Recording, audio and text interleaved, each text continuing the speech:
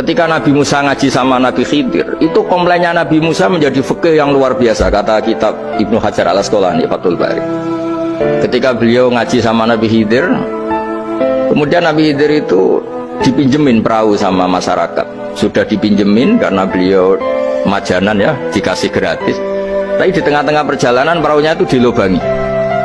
Nabi Musa komplain, akhirat tahali tukhriqu ahla, masa kamu lubangin padahal kamu naik, nanti gimana, kamu sudah pinjem nggak bayar masih merusak lagi, itu apa-apaan. Nabi Khidir ya rileks saja, ilmu kamu belum cukup untuk menganalisis ini.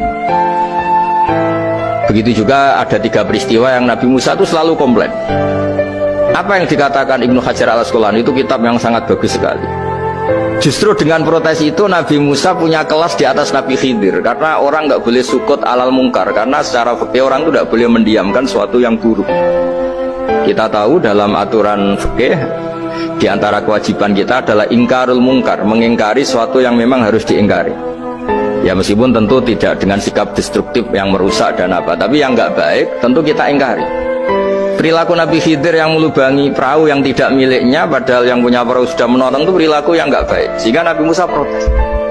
Justru protesnya Nabi Musa ini menjadikan beliau selalu di kelas fikih terbaik, yaitu ingkarul mungkar, mengingkari barang yang harus diingkari.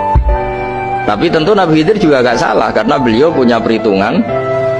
Di depan nanti itu ada begal-begal, ada kekuatan yang nggak baik, yang selalu akan membegal perahu-perahu yang kondisinya sempurna.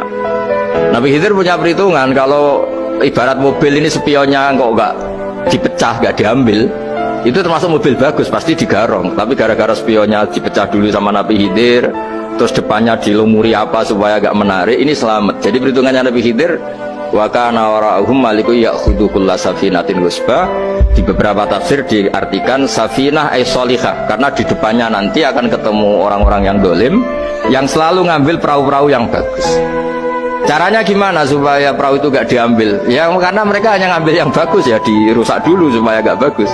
Kalau ya gak bagus nanti lolos dari garong tadi, dari pengambilan secara dolim tadi. Jadi Nabi Khidir gak salah karena ada visi seperti itu. Nabi Musa protes juga gak salah karena memang tugasnya fikih itu ingkarul mungkar, mengingkari barang yang memang gak benar. Nah, di sini seperti yang dikatakan Gus Yassin, kita harus bisa ngelola perbedaan, ngelola beda sudut pandang dan sebagainya, sehingga kita selalu dapat nikmat Allah Ta'ala wa allafa baina qulubihim, nikmat yang kita asik, kita hidup asik, nyaman. Doa-doa bapak-bapak saya, guru-guru kita sering ijazai setiap ketemu teman atau keluarga disuruh berdoa,